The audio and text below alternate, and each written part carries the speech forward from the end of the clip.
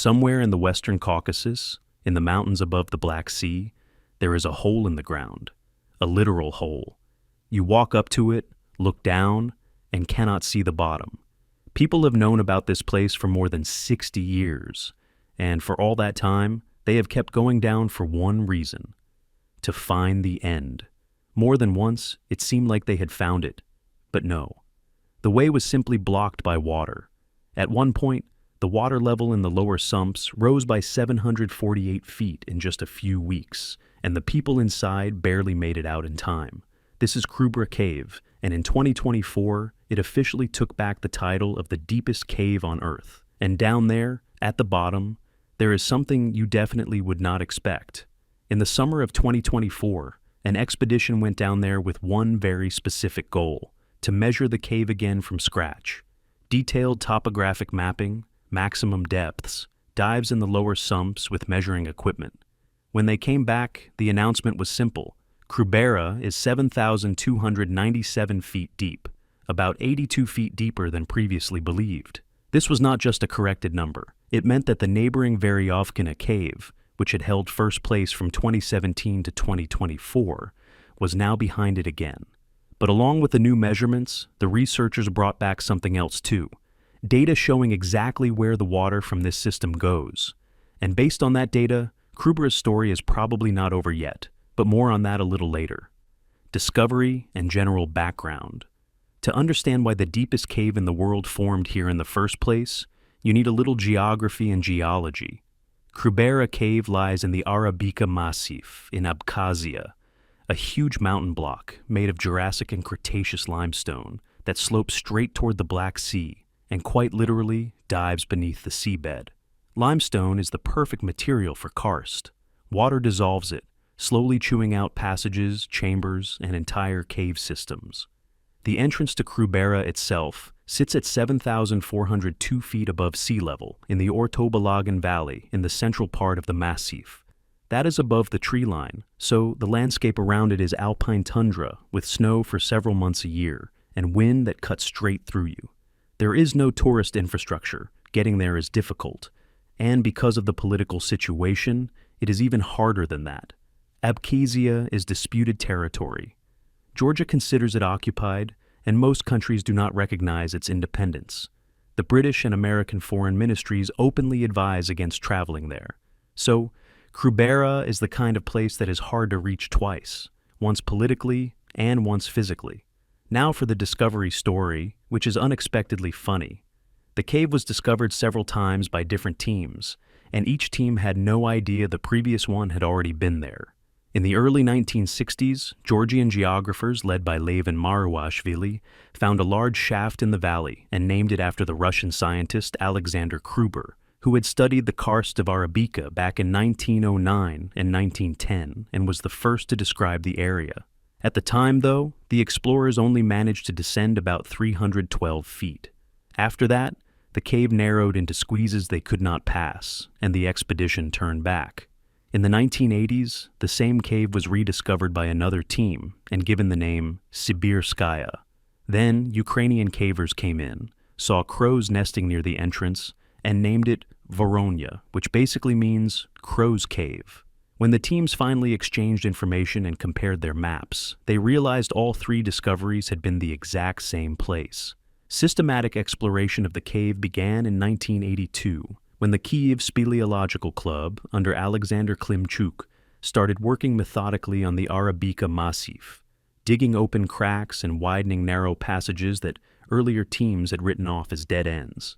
That approach, refusing to walk away just because a passage looked impassable and instead physically opening it up, is what eventually allowed them to push deeper and deeper.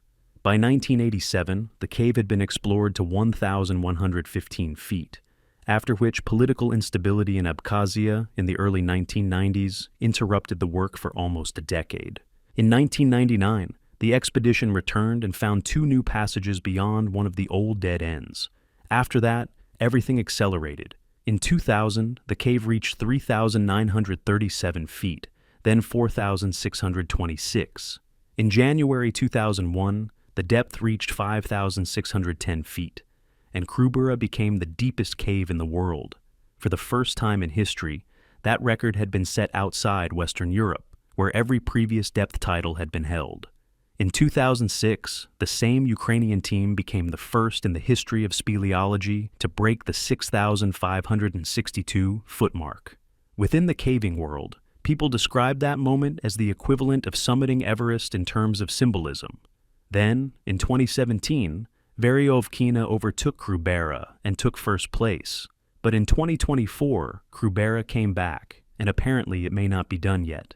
Now, for the part that amazes me most personally, life inside. In 2010, biologists working as part of the CaveX expedition carried out the first serious studies and found an entire underground ecosystem. More than 12 species of arthropods, spiders, pseudoscorpions, harvestmen, crustaceans, springtails, beetles, and flies. Some of them are endemics, meaning species that exist nowhere else in the world except this cave. Think about that for a second. An animal that lives only in one specific place on Earth, and that place is a cave that is already hard enough just to reach in the first place. There is also a theory explaining why this system became so deep at all. Around 6 million years ago, during what is known as the Messinian salinity crisis, the Mediterranean Sea nearly dried out. The Black Sea also became dramatically shallower. When the erosion base level drops that sharply, rivers and groundwater begin cutting deeper and deeper, literally chasing the new level downward. Most likely, that was when the karst systems of Arabica began forming their extraordinary depth. In other words, Krubera is partly a monument to a geological catastrophe that happened 6 million years ago. And honestly, that changes the way you see it. Conditions of the descent. So, what does this actually look like in practice? A descent into Krubera is not a weekend hike, and it is not even just a brutal trekking route. It is a full expedition planned over months, involving several weeks underground and requiring dozens of people working in sync at different depths. One person simply cannot go down there alone, not because it is too scary, but because no single person can physically haul the amount of gear, food, gas, rope, and equipment needed to get more than a mile down and then make it all the way back out. The movement system they use is called single rope technique. You travel on a pre-rigged rope with a whole set of metal gear clipped to your harness, a descender, safety lanyards of different lengths, a foot loop, carabiners, and so on. This is not mountaineering, where a partner belays you. Here, you work alone on the rope, acting as your own belay and your own pulling of force. The cave consumes an enormous amount of rope, and all of it has to be rigged in advance, anchored securely, and checked regularly, because on wet, abrasive limestone, gear wears out much faster than it does under normal conditions. Expedition reports say this directly. After deep sections in Krubera, parts of descending devices had to be replaced earlier than expected.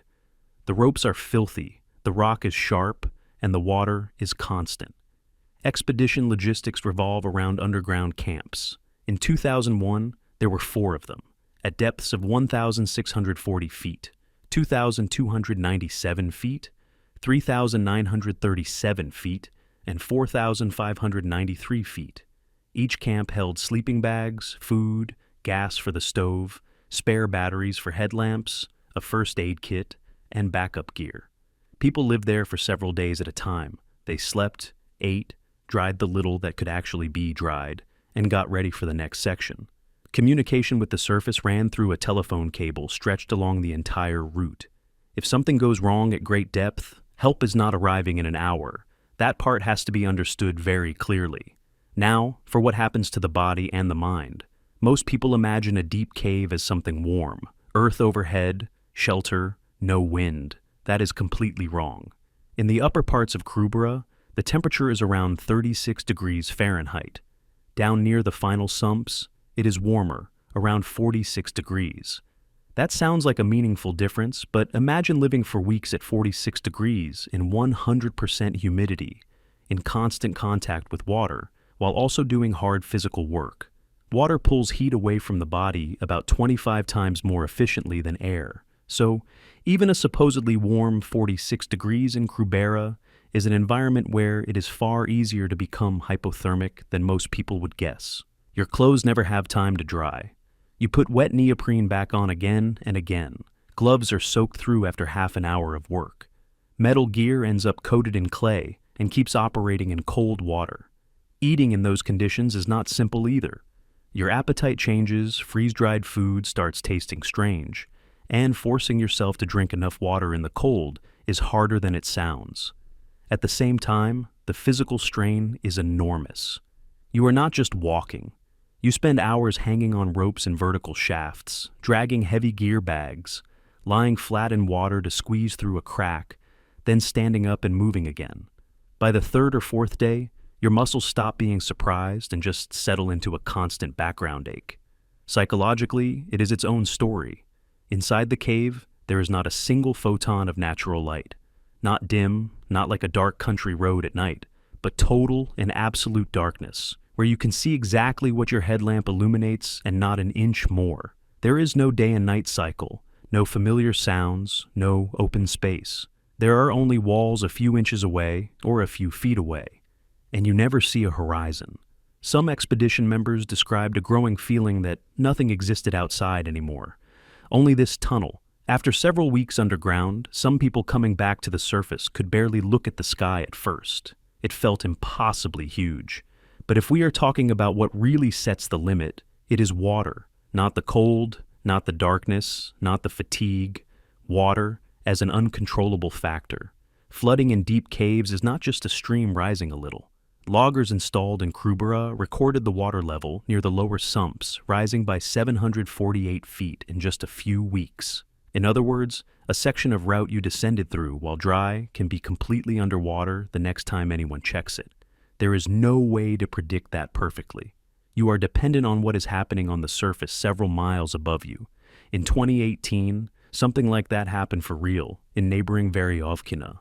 8 people at a depth of around 6,562 feet were trapped by floodwater and spent several extra days underground waiting for the water to go down. Everyone survived, but it became a serious reminder that deep caves do not forgive planning mistakes or a bad choice of expedition timing. At the very bottom, everything ends in a way most people would not expect. There is no giant chamber, no dramatic final shaft. There is only water, a sump, a completely flooded passage that continues into the unknown. That is exactly why the depth records in Krubera were set not by a conventional caver, but by a cave diver, Gennady Samokin, who went under the water in the final sump, called 2 captains several times, pushing a little farther each time. In 2007, he went 151 feet down underwater, setting the record at 7,188 feet. In 2012, he reached 171 feet, setting a new record of 7,208 feet. And that was while he was already more than a mile below the surface, in freezing water, in a narrow passage, alone. Cave diving at depths like that is such a specialized discipline that the number of people in the world capable of doing it is literally tiny. And now back to the main point. Remember when I said at the beginning that along with the new depth, the researchers brought back something else? This is what I meant. Not long ago, they carried out dye tracing of the underground water in the system. The method is simple to describe and difficult to execute. A special fluorescent dye is added to the water, and then researchers look for it where the water emerges at the surface. The result turned out to be unexpected. Water from the Krubera system comes out near the coast in the area of Tsandripsh, but water from Veryovkina, which lies on the same massif just a few miles away, flows in a completely different direction, toward Blue Lake in the Bizyby River Valley. That means the caves, even though they sit in the same mountain, belong to 2 different hydrological systems that do not intersect. Why does that matter? Because the volume and direction of the water flow tell us how large and how unexplored the entire system may still be. According to the researchers, Krubera's hydrological basin covers a significant part of the central sector of Arabica. In other words, water that filters through the limestone over a huge area ultimately gathers and moves through this system. That is a large flow moving through a large territory. And if the lower part of the cave ends in a sump rather than a wall, then there is somewhere for it to keep going. The only question is how. Modern cave diving technology makes it possible to travel considerable distances and depths underwater. But here the challenge is on a completely different level from an ordinary record-setting dive. For now, the lower sumps of Krubera remain one of the hardest places on Earth to reach, and, at the same time, one of the most promising places for future exploration. The number 7,297 feet is not the end. It is simply the mark human beings had reached by 2024. What lies beyond the final sump, how far the system continues, and how much deeper it goes, nobody knows yet, which is already enough to keep thinking about it constantly. This is what makes Krubera a truly phenomenal place, and it is not the number itself. It is the fact that, in the full sense of the word, it still does not have a bottom. Human beings hit the limit because cold, flooding, or a sump stops them before the cave itself ends, but the cave continues. People have gone down there dozens of times, measured it again, mapped it again, pushed the record by feet and by dozens of feet, and every single time it turned out there was still more space below. We keep going down into this hole even though it is dark, cold, wet, dangerous, and from a survival standpoint makes almost no sense at all.